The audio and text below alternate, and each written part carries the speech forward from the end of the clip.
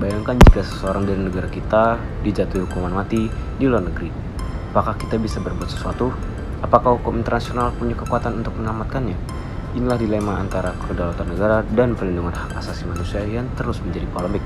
Perkenalkan, nama saya Samuel Rahman Gaul. Kali ini saya akan menjelaskan tentang hukum internasional dan nasib warga negara asing yang terancam hukuman mati.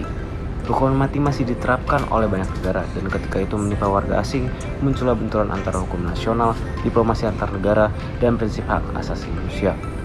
Video ini akan membahas secara menyeluruh bagaimana hukum internasional menyikapi situasi ini, disertai dengan contoh-contoh nyata dan refleksi hukum.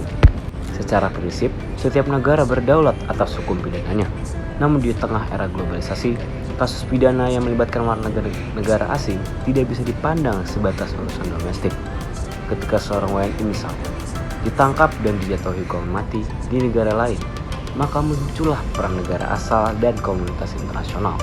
Persoalannya bukan sekedar soal bersalah atau tidak, tetapi juga menyangkut keadilan prosedural, akses hukum, dan perlindungan HAM universal. Hukum internasional memberikan beberapa instrumen yang penting.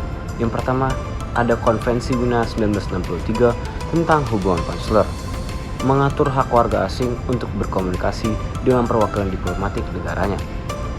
Yang kedua, Deklarasi Universal Hak Asasi Manusia, yang dimana pasal 3 menjamin hak untuk hidup. ICCPR atau International Covenant on Civil Political Rights, di mana pasal 6 yang menekankan bahwa hukuman mati hanya boleh dijatuhkan pada kejahatan paling serius dan melalui proses hukum yang adil. Namun, instrumen itu tidak dapat memaksa negara penerapan hukuman mati untuk membatalkannya. Disitulah letak kompleksitasnya. Di sini saya mengambil dua contoh nyata.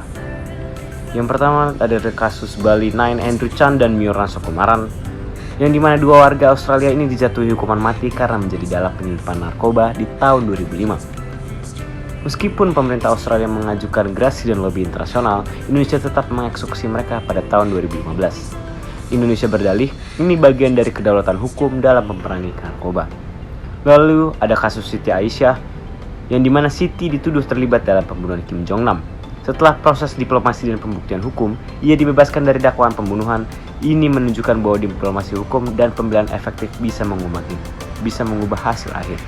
Dan kedua kasus ini mencerminkan sebagaimana hasil sangat bergantung pada kombinasi antara proses hukum nasional dan kekuatan negosiasi antar negara.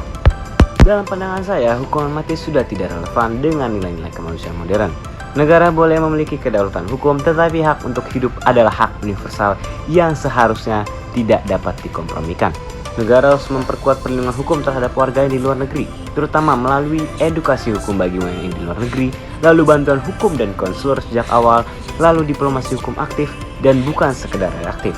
Lebih jauh lagi, dunia internasional harus mendorong penghapusan hukuman mati secara bertahap melalui perjanjian-perjanjian HAM pada global.